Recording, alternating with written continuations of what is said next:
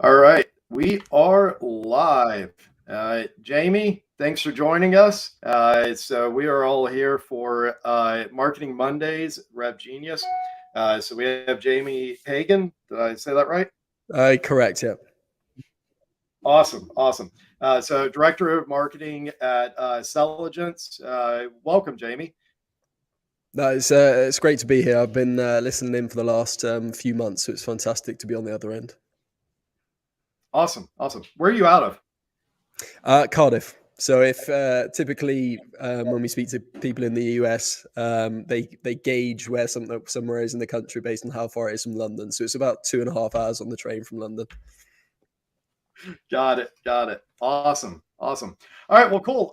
Topic today is building a scalable content marketing strategy, which having spent the bulk of my career as heads of marketing, growth, demand gen, partnerships, is a topic near and dear to my heart, especially given what's going on right now, where all the easy buttons seems to have broken all at once.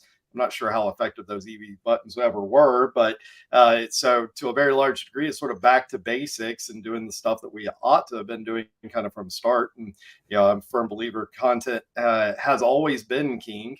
Yeah, let's hop into it. First off, tell us a little bit about Celligence, what you do over there, and then we'll get into the topic for today.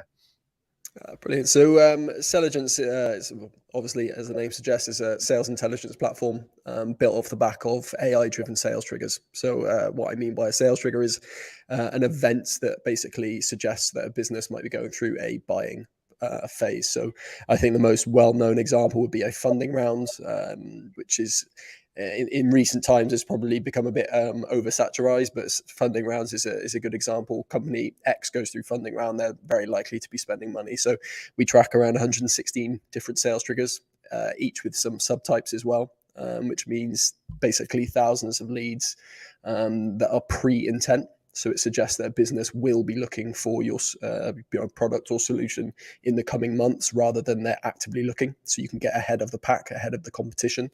And I think Celligence in its sort of current state is maybe a couple of years old. Previously, we focused on the staffing and recruiting market, but now very much solely focused on the sales industry. Awesome. And I love how you pointed out there that they are pre-intent. So obviously, if they're pre-intent, you've got a little bit of ways to go around, nurturing them, getting them ready for that conversation, hopefully getting them to a place where they have intent, which of course aligns with the topic. But it's always interesting to me whenever people start playing around with these types of signals and how to leverage it. There's almost always like some really kind of interesting, odd, whatever, ways that people have been able to effectively leverage it or insights they've gained out of it. So I imagine with your guys' customer user base that you're privy to at least some of those. Any that are particularly interesting or fun that you want to share? Yeah, I think, like I said, we're tracking 116. So there's any one of them I could go through. I think one of our sort of more recent additions, perhaps something that's been, I don't know if you want to say fashionable in recent times, is perhaps key market movers, so senior leaders and executive leaders. Typically, when they move from one company to the other, I think research suggests that they spend around 70% of their budget in the first 100 days. So by tracking that particular event, if you've got a company that you're going after and you set a safe search or you set a trigger for that and a new executive joins that company, it's a very, very good way to get your foot in the door and potentially pitch. And that's just one of 116. As I said, I think we're delivering anywhere up to 35,000 leads on average per month across all of our core industries. And as obviously we look to expand those core industries, that figure will go up. So it's a steady stream of leads off the back of these event triggers that basically automate your prospecting. That's amazing.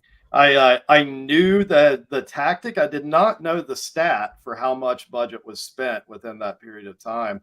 But of course, that makes sense. Like you're not bringing in somebody new to just do the same thing that was being done before. And so, one, you've got, a mandate around the hiring to come and do things differently or better. But two, like most of us are going to be pretty antsy to get in there and deliver some results and some changes around that. So, makes huge amount of sense on why that would be such a valuable, intent, well, not necessarily intent signal, but pre-intent signal for that. So, one of the or two of the biggest challenges that I've had, and with my teams and running content strategies, is content, of course, is a relatively time intensive process to create. And so it can be relatively time, resource intensive around that. And so you want to make sure you're doing that as efficiently as possible, and also that you're creating the right content for the right use cases. And then, of course, your content's only as good as your distribution strategy and how effective you are at getting that out in front of people, and in particular in front of the right people, and even better if you can do it at the right time. So, what insights do you have around kind of those critical pieces of it? Because you can have the best signaling in the world, but if you're not doing things efficiently and you're not getting it out the door and in front of them properly, then it ain't going to do you a whole lot of good. Yeah, no, I think on that sort of topic, I think the main note that I made was all around the podcast, and the reason I bring up the podcast, or any one of the podcasts that a company might choose to do, is that by creating a podcast, we're basically fueling our engine constantly every single week. We get the episode of the podcast, which we release every single week, so we get an episode every week. That gets then shared onto Spotify, to Apple, to Google, to Amazon, etc. We get a full episode on YouTube. We clip it up. Those go into YouTube Shorts. They also go onto LinkedIn. We then have text-based posts. If the podcast episode warrants a long written piece, we are able to share that with a content writer, and we're also going to get that on the website. So by producing one podcast episode every single week, we're actually getting 10 to 50 different pieces of content a week, which means we can very efficiently distribute content at mass in a very ordered and structured way, just by adhering to that one per week podcast. So I think that's been one of the most, I would say, efficient, or one of the most rewarding or valuable things that we've actually started. I think we started that back in November, so we're coming up to our 20th episode on that, and 20 weeks worth of content and hundreds of sub pieces of content off the back of that. So I think that's been probably the most efficient form of creation and distribution that we've actually started. That's amazing. I mean, it goes hand in hand with what I tell my teams. If we're ever creating a piece of content that has a single use or a single thing that we're going to do with it, like, we should be really concerned. We need to be figuring out, okay, how's this going to pull double, triple duty? How can we repurpose, reuse the content, slice and dice it, repackage it, whatever, so you get as much mileage out of that content as humanly possible. Because the creation of it is the hardest part. It's the heaviest lift. So make sure you do everything you can as far as getting it out and getting it distributed and finding all the different ways. What's been one of your more effective strategies in driving? So of course, one of the keys in a content engine, especially when it comes to distribution of it, is kind of getting things up to a critical mass, as far as like people that have awareness and are seeing it, engaging with it. So you get that flywheel spinning, and once you've got it spinning, it takes a whole lot less effort to keep that going. What have been some of the more effective ways that you've had or used to get it to that initial scale, that initial critical mass, as well as, are there, tweaks to that strategy, or ways that as you transition into that maintenance sort of, flywheel piece of it? See, I would say, open and honest, that we're very much still in that build stage. So I think in terms of that new strategy that we adopted, we're looking at end of Q3, Q4. So we're very much in that scale up, phase to try and reach, like you said, that flywheel where it's essentially humming nicely, and you just have to keep feeding it. So I think the positive signals that we've seen, probably the most positive signals, I would say, are off the back of the clips. We produced a podcast which sits on the website and sits on YouTube, but the clips, we're getting thousands of views on LinkedIn, and even organically. I'm not even talking about paid here. Organically on YouTube, I think we posted clips last week from Outbound 2.0, and one of them's 1,000 views, and we only shared it last week as a YouTube short. So I think those short and sweet clips have been probably the most rewarding in terms of that. I don't want to say easy, because obviously there's a lot of effort that goes into editing, clipping them up, writing the post. It's labor intensive, but they've been the most rewarding. And I think just naturally that sort of fits with the way people want to consume content, right? Natively inside the platform in a way that requires 0 clicks. And that's definitely been the most rewarding for us. Yeah, absolutely. You definitely want to present your content within, wherever possible, the context of the channel that they've discovered it in.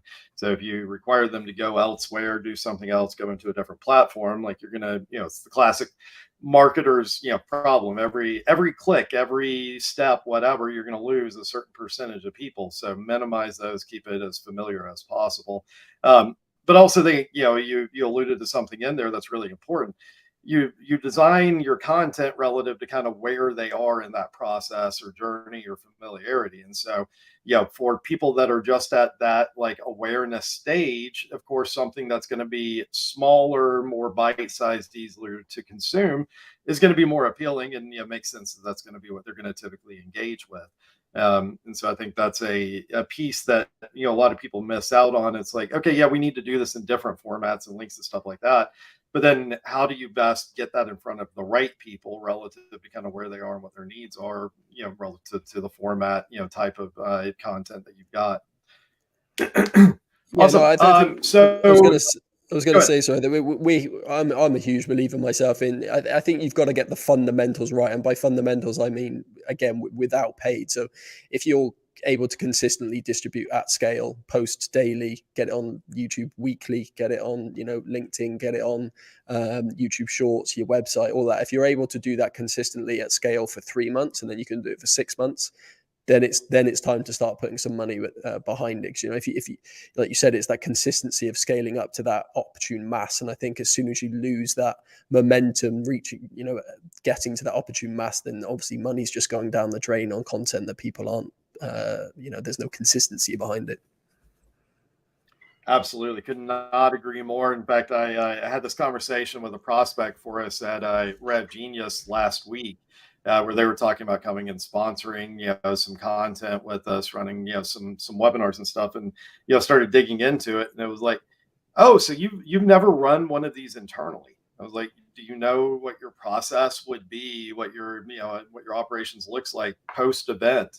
I was like, no, we were going to figure that. I was like, don't come pay us to go figure this stuff out. It's like, no, like you need to go run 2-3 of these internally, like work the kinks out of it, figure out what you need to dial in, fix all of that stuff. Then let's talk. But yeah, you don't want to start throwing money at something only to learn where you've got the giant holes you need to go plug. Like go test run it, go do dry runs, and then start adding some paid layers to it. Could Yeah, not no, I mean, agree more. ultimately, people are under even more pressure in the current climate to get results fast. And I think, 6 months ago, a year ago, podcasting might have seemed like a nice to have rather than a must have. And I think more and more now, people are under pressure and they're thinking, geez, I wish we started something 6 months ago, whether it's a podcast or not, whether it's a series of or whatever. But I think, like you said, they're coming to the table thinking, right, we want to do that, but they don't understand. Like the podcasting distribution, my post production to do list, I call it, is honestly about 35 steps, and each step might just be record podcast, could be one step, but it's like a 35-step process that I have to go through for each and every one. And I think if you said that to the majority of people before starting a podcast, they'd say, right, so 10 episodes is going to be 350 actions, and they're just not going to do it, are they? But once they get to that point of understanding the fundamentals, that's the time to really put your money behind it.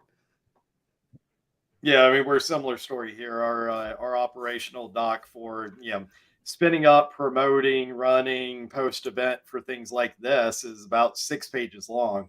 We're working on trying to whittle that down so it's closer to 3. But even then, like that's a lot of steps. Like there's a lot that goes into doing this stuff and doing it well or doing it right. And I think that's also a big piece of the puzzle. Like how do you get that as efficient as humanly possible? Because whenever you're having to do this rinse and repeat, then it can add up a lot. You really hit on something, and when I've run my demand gen marketing agencies, it's something that I learned the hard way that you've got to really impress on people, make sure they understand. If you're doing a content strategy, it takes time for this stuff to deliver results, especially anything that's going to move the needle. I typically tell them, like, earliest you're going to see anything that's going to start moving the needle is like 90 days. Realistically, you're probably 6+ months out. Have you guys seen similar on your side? Yeah, I was just going to say, like, it's very much a case of, like I said, people want that quick win. They want switch LinkedIn ads on a Monday, and by Friday you've closed your first deal, and it's just, it's just not necessarily realistic. And I think I've always said, exactly the same as you. They're 3 months minimum, and in that 3 months you would have done some optimization, you would have done some testing, and you would have found, I guess, your positive signals in those ads that you can carry forward. And then in the 3 to 6 months, you start to get those inbound and start to get that, like you said, you start to reach that opportune mass where the content basically just feeds itself. But yeah, 3 to 6 months for sure. Yep. So you mentioned in the current environment, of course, we're all struggling with. So Lights the go lights up. just gone off. Yeah. I'm the only one in the office, so. Uh, but yeah, I mean, we're obviously under a bit of a crunch, more pressure than the industry's been in a long time, with a lot of pressure to demonstrate ROI and effectiveness of campaigns. With that sort of lead time and uncertainty around content, what advice do you have or strategies that you would suggest for how do you actually have these conversations with your manager, your C-suite, your investors, your board on, like, hey, we need to do this, but it's going to be 3 to 6 months with no guarantees before you're going to see anything out of it. I think data is king. So I mean, personally, internally, we track. I couldn't even tell you how many different metrics, and I sort of reference them as positive signals there. But it's anything that suggests you're moving in the right direction. And I appreciate, obviously, in the short term, you're going to want some quick wins. But I think the quick wins come more from the capturing the existing demand. You've got a solid website, the user experience is great, the product messaging's bang on, you've got a good way for booking demos, or you've got a nice inbound process already in existence where you're able to capture that existing demand, when the market is down, for example.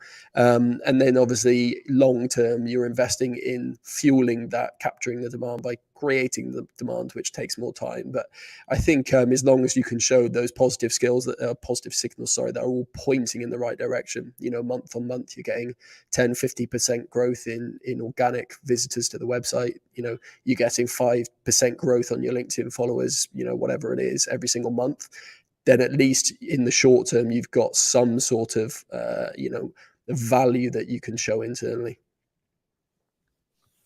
100%. So you've used the word content engine a couple of times. Can you unpack what's behind that? What does it actually entail to have a content engine, and how do you go about building that? Okay, so I think from our perspective, building a content engine, I think you've got I guess the structure of it, and then the ultimate goal of it. I think the goal for us is essentially to create an owned audience. What I mean by an owned audience is people who are subscribed, right? They are newsletter subscribers, YouTube subscribers, LinkedIn followers, podcaster followers. They come back and check on your blog every time you send them an email. And I think the goal for us is to build content that provides value, education, upskilling people so that they keep coming back for more and they subscribe, which, as you said, ultimately over time, you're building up that mass of subscribed followers, engaged users, and it's going to cost you less and less to retain them. Obviously, as you grow and scale, the speed at which that you're getting those subscribers and followers is naturally going to increase. So the content engine for us is purely targeted at leveraging those owned media channels, treating ourselves like a media house rather than a old stuffy B2B company. A media house, I guess what I mean by that is people rely on us as a source of consistent, repeated, quality information that they keep coming back for in the same way that they might do a traditional media house. So I guess that's our main focus in terms of, the goal of that content engine. And then I think there's some key parts to that content engine for us. I think SMEs internally is a massive thing. So most companies will have a sales team, a customer success team, people who have worked in the staffing industry, for example, which are 3 of our core markets. So we rely on those SMEs and we lean on those SMEs internally to help us produce that valuable content. Quality, so it's massive. So we don't share something, I think you touched on it earlier, unless it's valuable to our ICP and unless it, can be distributed across multiple channels. The consistency of it and the point of view, I think, is another one. We always want to have a point of view. Our point of view is, based around sales triggers, obviously for Selligence, in that, we believe sales triggers are the future. That pre-intent is the future. It's more optimal. It's more efficient. You get high outbound success rates. So that is our point of view. So quality, consistency, point of view, and owned media or owned subscriber channels are probably big parts of our content engine or content strategy. Awesome. Sorry, so you mean actually focusing on value add helps? That's as opposed to Yeah, no, 100%. I think it's a lot easier to persuade someone to subscribe and keep coming back for more if it's useful to them, right? If you're just trying to peddle something, then people are going to switch off straight away. I think when you see posts on LinkedIn, if someone's saying check out our new product release, XYZ, or here's something that will save you 3 hours of time and it's for free.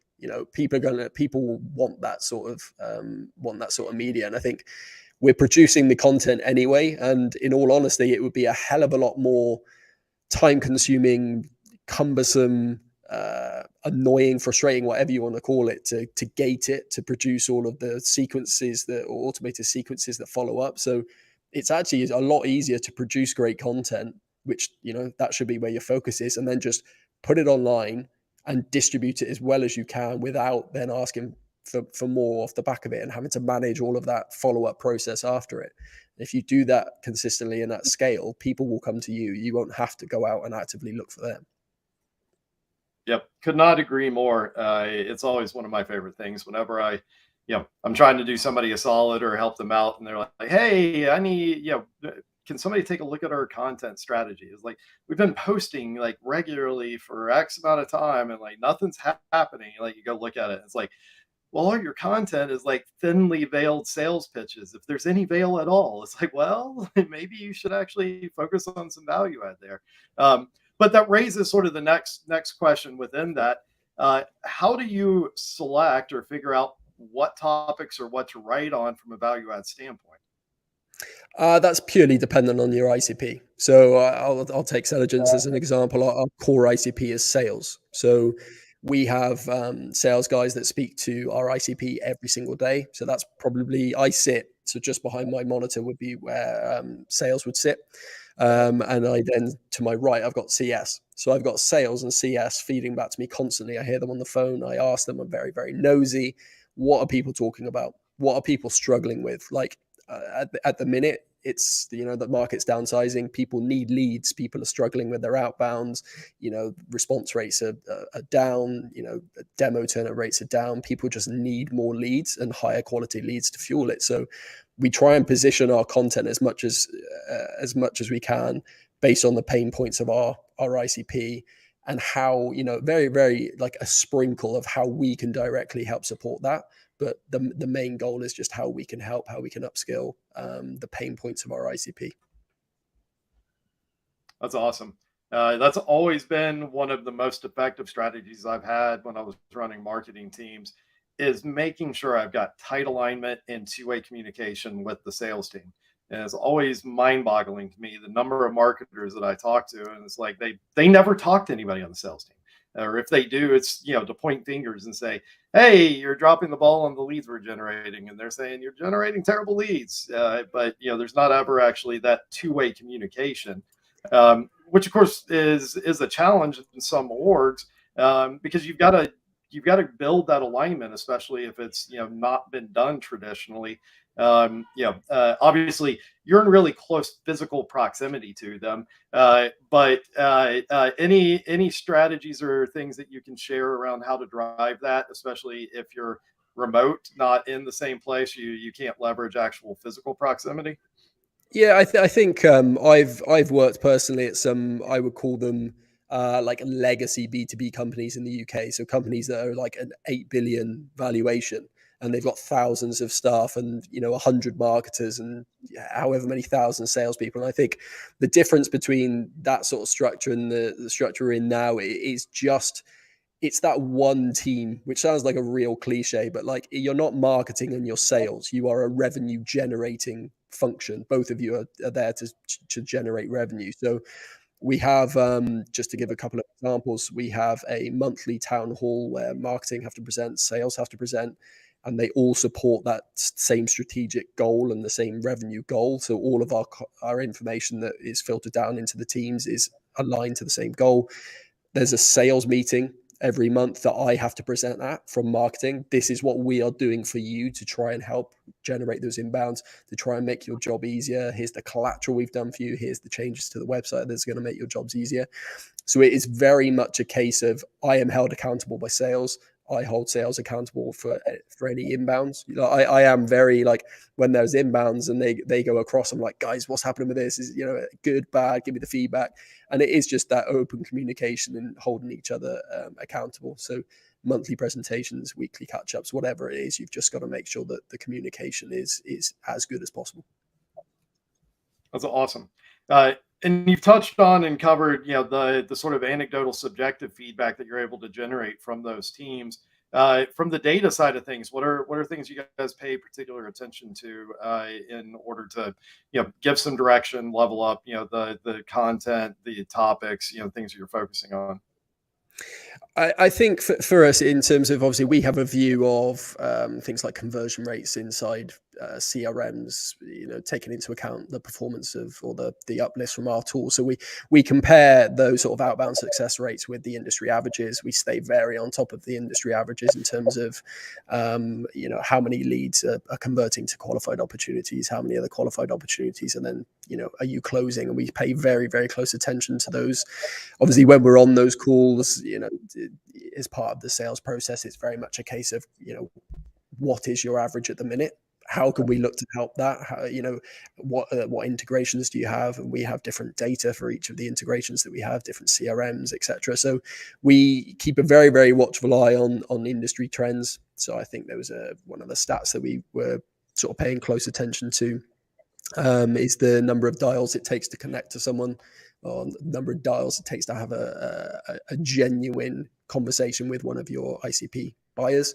And that feeds into our ROI calculations. The number of people that you would expect to turn up to a demo, we reference that into our ROI calculations on our outbound success. So again, it's very much a case of when we ask the question, almost as if it's like a industry survey. When we're speaking to customers, and it's very much two-way.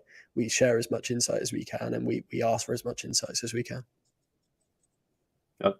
And what about for what you guys are generating internally? Are there specific signals that you're looking for, or things within the data to give you direction on like topic selection for your podcast and stuff? Yeah. So, I mean, in terms of, do you mean in terms of, I guess, close one deals that we've had success with, and what was successful in that process? Like what messaging was resonated well? Yeah, I mean that side of it, but we were talking through like the sort of anecdotal, subjective feedback from the sales team that you're doing such a great job of generating. But asking if there's anything on the analytics number side that you use to help shore up, support what you're hearing sort of anecdotally or subjectively, to combine and give you a firmer direction around things. Yeah, I mean, like I said, in terms of that internal tracker that I've got for marketing, there's just to give a bit of background, there's a tab for the website, LinkedIn, YouTube, podcast, every imaginable channel that we're basically pushing content out on, every imaginable channel that we can get data for, and we log that every single month, and then we compare that to the, like you said, those insights that we're getting from the sales team, and the insights might be, this went down very well, and we'll cross check that against certain pages on the website, certain content pieces. I think, one of the content pieces that is doing really, really well for us at the minute actually talks about UK salaries being lower than the US and the UK. And then that content piece actually came off the back of a call from one of our staffing clients, who said that there was one of the questions that they were asked most in their sort of field was that, and we produced a piece of content around it, and it literally is our best performing piece of content in terms of organic SEO every single month. So it's definitely a two-way street. That's awesome. That's awesome. So we touched upon this sort of to start it off. Selligence is generating pre-intent signals for customers, which of course entails somewhere around that journey after the pre-intent. So you need to get to an actual intent signal, and content for me has been one of the most effective ways to get there. But what type of intent signals are you guys internally, or your advice that you have for your customers to take that from like pre-intent to an actual intent signal? I think, I guess in terms of where we want to be and where we are two very different answers to that question. I think That's fair. we definitely a firm believer in self-reported attribution. So that's something that we introduced again, sort of Q2, Q3 on our inbounds. But we obviously pair that with data-backed analysis as well. So we've seen a really nice uplift in word of mouth referrals. LinkedIn started to creep in now, and obviously one of the sort of main goals of the podcast was that we start to see the podcast mentioned in self-reported attribution as well. So there's a few key pages on the website that we track that would definitely show higher intent, like pricing page, ROI calculator page, those sorts of pages, demo pages, all of those different sort of layers of the journey. We don't really look at as a website visit as much of an intent. To be honest, let's put it that way. Like, someone visiting our website once isn't going to get a phone call from our sales team saying, "Do you want to buy?" So there's definitely various levels of the intent that we're looking at throughout that funnel, if you want to call it that. Yeah, it sounds very familiar. Anytime I get hit up by somebody saying like, "Hey, we need help with our lead scoring model," it's like, "Oh dear God, not that!" Like, don't you know, a email open's not worth a point, and a link click's not worth three, and that's not going to give you a real intense signal. And what you talked about is actually the way that I've been doing it for a while, and I recommend most people, which is, create engineered intentional conversion points or thresholds as your intent signals, instead of trying to like build some point scoring system with it. Like, build stuff in there that pretty clearly indicates like, okay, they've gone past awareness and they're in sort of a middle of the funnel stuff. So create content, create conversion points, whatever, around somebody that's at that stage, that's interested at that point in it, or things like pricing, demo, trial, whatever, for bottom of the funnel, where they can clearly be raising their hand and saying like, "Hey, we're at this point in the journey." And then in each of those points, like, make sure you've got built-in nudges and pathways established for how do they get from where they are there to the next place you want them to get to, and be intentional about trying to drive them there. Yeah, like you said, those nudges, one of the simplest nudges, if you're running LinkedIn ads, is obviously you have your audience built on specific pages and timeframes and things. And then, you can chuck them into a retargeted to try and sort of move them further down that funnel. But I think the pricing page was a good example. We didn't have a pricing page on our website a few months back, and over the last few months, it's ended up generating some of the most number of page views of any page on the website.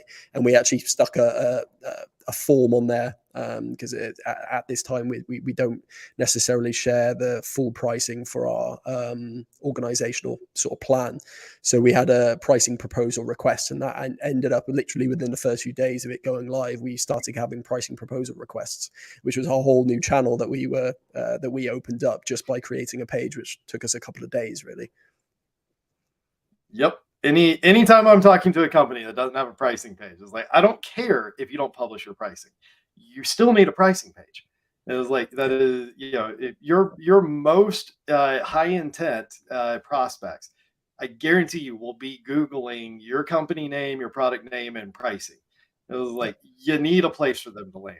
You need a way for them to reach out and have that conversation, even if you're not publishing it.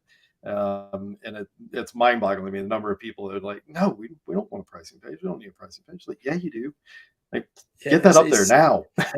It's something we're still very actively working on in terms of that pricing page, because we are on a journey to moving towards PLG with a freemium model as well. So that pricing page will become ever more important in terms of driving free trial, start a professional organizational plan, and guiding them through that journey. I mean, the ROI calculator is a page that went live last week, and we're already seeing really good sort of submissions, I guess, to that form of people trying to find out what the potential ROI they're leaving on the table is. And again, like you said, it was just another way of trying to gauge different levels of intent. They're probably going to look at an ROI calculator before they look at submitting anything or pricing, aren't they? So just trying to plug a few of those holes, really. Yep, absolutely. ROI calculator is an excellent, in my experience, like middle of the funnel step or signal.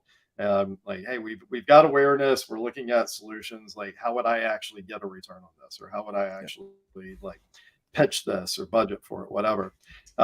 So for a lot of companies that.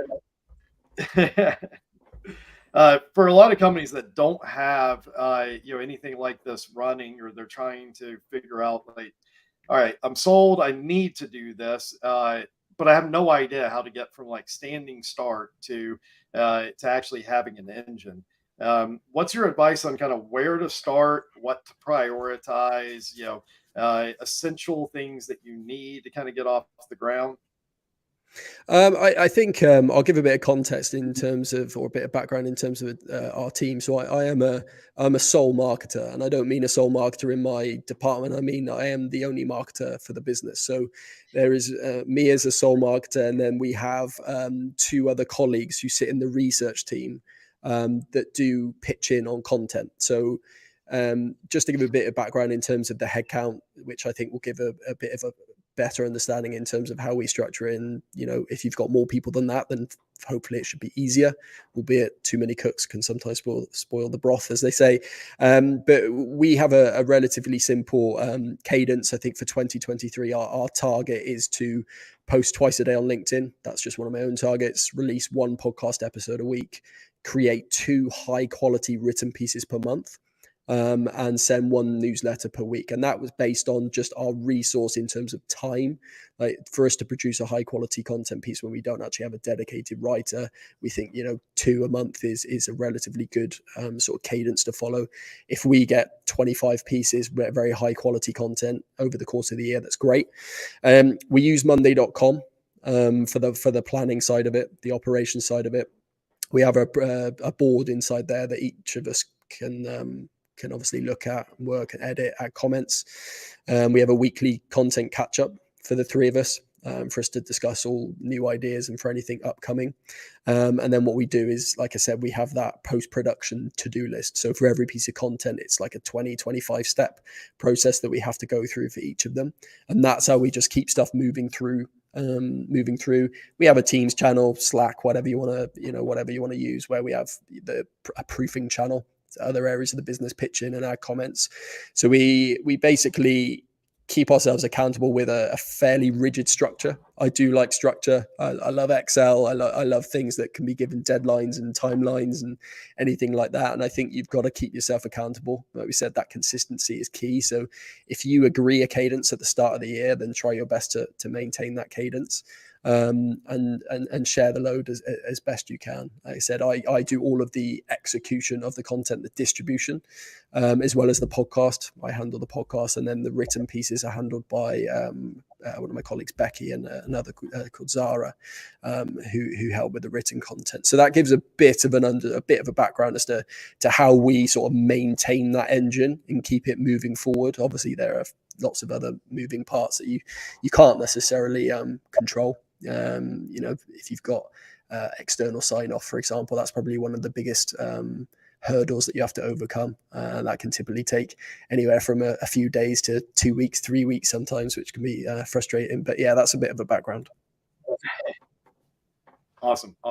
So yeah, I think that's really, really vital advice, is to start with what your internal resources are. What do you actually have, and then try and be reasonable with what your goals are relative to that. Also, I think something you guys have done really well is, all right, we're going to focus primarily on this podcast piece. We're going to do all that we can to get extra mileage, repurpose, all of that stuff around what you guys are doing on the podcast. But it sounds like the podcast is really the focus of it, and really the thing that you guys are trying to drive. You've got obviously the written content, a couple of pieces a month.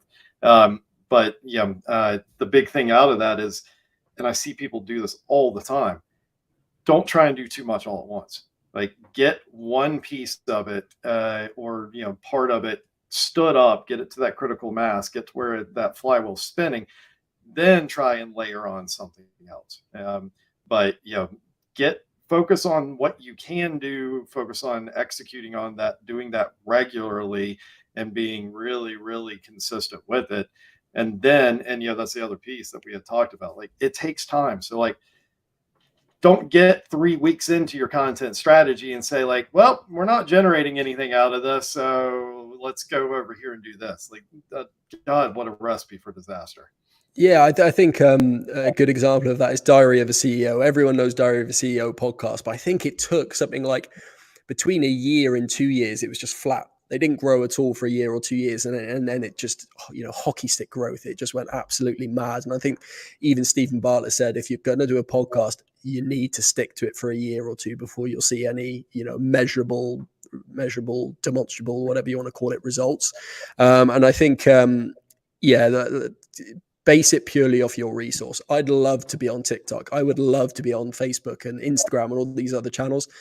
We're a marketing team of one with 2 people who work in research who help a lot with the content, but that's still there's no dedicated resource for writing that content. And try not to be grass is greener syndrome. There are marketing teams that produce very good quality content at scale, but there's 40 marketers in that team.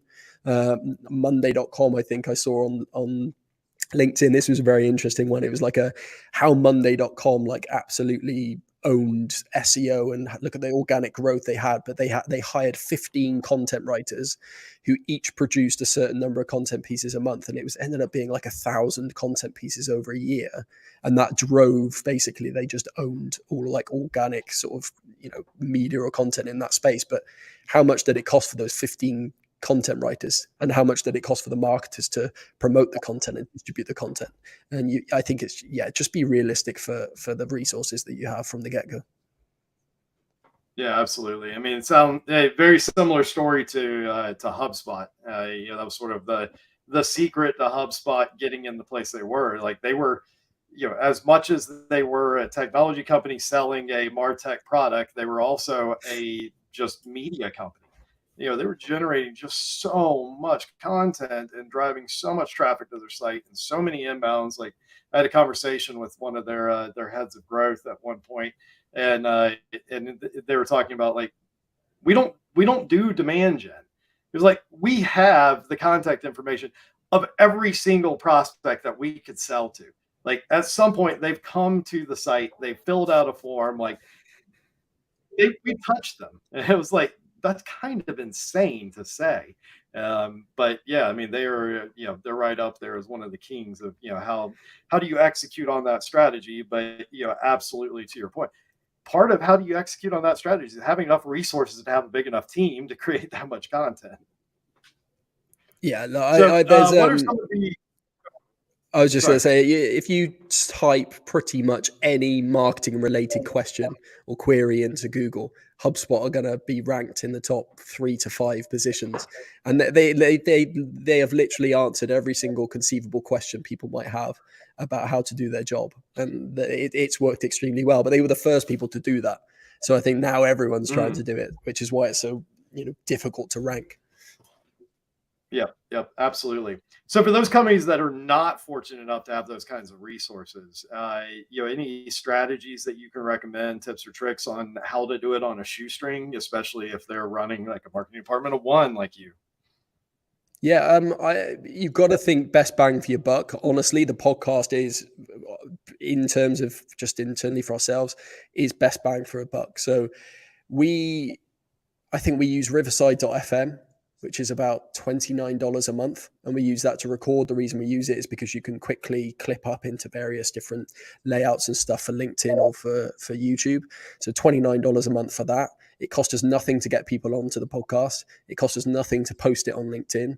The only other thing you would need is a piece of editing software if you wanted to do specific clips and things. I think, again, you can use iMovie, which is free. We're lucky enough to have an internal designer as well, and that designer has the Adobe suite, so we have Premiere Pro that we use. But aside from that, it really, the only cost associated with our podcast outside of paid advertising is $29 a month. Canva, again, is free. We use Canva for basically everything to do with that. So the podcast is definitely the best bang for your buck. It's definitely labor intensive, but anything done on a shoestring is probably going to be overly labor intensive. But the results off the back of the podcast are fantastic. Awesome. And yeah, you mentioned, in a couple of places using internal resources, whether that was, additional team members that can help carry the load on, the creation of the content, an internal designer that you have, primarily sounds like for, other use cases within it. But I think that's also critical is like, take a look at your team, take a look at what resources you have internally, what talent, what things that you have to lean on. A big piece of that is like spend a little time doing a little discovery, because you may find like you've got people that have talents or backgrounds and things that you weren't even aware of that you can leverage. And so, it may, at first glance be like, well, we got no help here. But if you take a few minutes and kind of talk through like, all right, these are our needs, this is where we're trying to go. Like, what do we actually have internally? Yeah, on those monthly town halls I was on about, and those monthly presentations that I give, or those monthly updates that I give, it was off the back of one of those actually that I think Rebecca, who is our research manager, but she's probably the main contributor in terms of written content, in terms of those high quality long form pieces. And it was off the back of one of those, I think, and Becky touched base, and she said, "Oh well, actually, I've got a background in journalism," and I was like, amazing, great journalism. I was like, fantastic. And then you start, like you said, you start opening up these other channels, and I would almost I would bet my mortgage, my house, on the fact that you have probably got someone in your business with an English degree, whether that's like English literature or English language. You've almost certainly got someone who has got a design-based degree, and all these people, they are typically looking for a creative outlet. And writing or designing is a creative outlet. So, yeah, make friends with people, have coffee with people. Open up the conversations. I always say, if anyone wants to help or if anyone's got any great ideas, just come to me, and we'll try our best to look at it and work with it and see what we can do. Yep. As always, over communication solves a lot of things. And yeah, to your point, ironically, maybe not, best web dev that I've ever hired, I hired straight out of college as an English major. It just happened there you go. Just happened to like coding sites and playing around with web dev stuff on the side, and it was like, oh, you can do that. How'd you like to come work for us? And he's like, you mean I can do this hobby and get paid for it? It's like, yeah, let's do this. I think that the key thing to remember is, you're probably 18 in the UK when you go to university. 18-year-olds don't really know there's not many 18-year-olds that know what they want to do when they're 30 or 40. So the chances of someone doing a degree in English or maths or science and then going on to do something completely different is very, very high. So just because someone is, a web dev, or just because someone's a research manager or someone works in sales, it doesn't mean that they don't have a degree in English and they love writing poetry. Like, you just don't know, do you? Yep, absolutely. It's funny. It was similar to advice I was giving my 14-year-old daughter the other day. She was all 14. She's all worked up about like, oh, what am I going to study in college? And I don't know what I'm going to go and be or do. I was like, I don't care what you choose at what age. I can virtually guarantee you 5 years later, you're not going to be doing the same thing. So it was like, don't Yeah. stress so much about it. Like, it's going to change. Yeah, I mean, I Well, did cool. design. I did product design, and I didn't go into design Exactly. because I didn't like people saying, "I want you to design this, but it has to look like this." I was like, "Well, that's not design." So that's why I went into marketing, and I use design every single day. But people, would wrongly assume that because I'm a marketer, I've never designed anything. I just run ads or stuff like that. So. Yep, I totally get it. I've got ABD, all but dissertation for a doctorate in philosophy, and you'd be shocked how much I use that background in the business world. But and actually, I've seen that broader backgrounds that people have more often than not, the more they can offer in as far as unique perspectives or ways to think through things and stuff like that. So I strongly, strongly value that sort of diverse background and having experiences outside of that core thing that you hire them for. But we're coming up on the end of the hour. Before we wrap up here, Jamie, tell the audience how can they get in touch with you? LinkedIn's probably your best bet. Just Jamie Pagan on LinkedIn. I think that's my profile URL. That's either that or my email, which I'm sure people can get in touch on the Rev Genius community, of course. But they're the three best bets. Awesome, awesome. Well, it sounds good. Thank you so much for coming on, Jamie. This has been a fantastic topic. I love a lot of the advice that you have on here, and sounds like you've got your work cut out for you. But sounds like you're doing a hell of a job as a team of one right now. So hats off to you. No, I appreciate it. Thank you for allowing me to come on. More than happy to do it again. It's been great chatting. Awesome, awesome. Let's do it. Thanks so much, Jamie, and thanks everybody. We'll be back next week. Cheers, guys.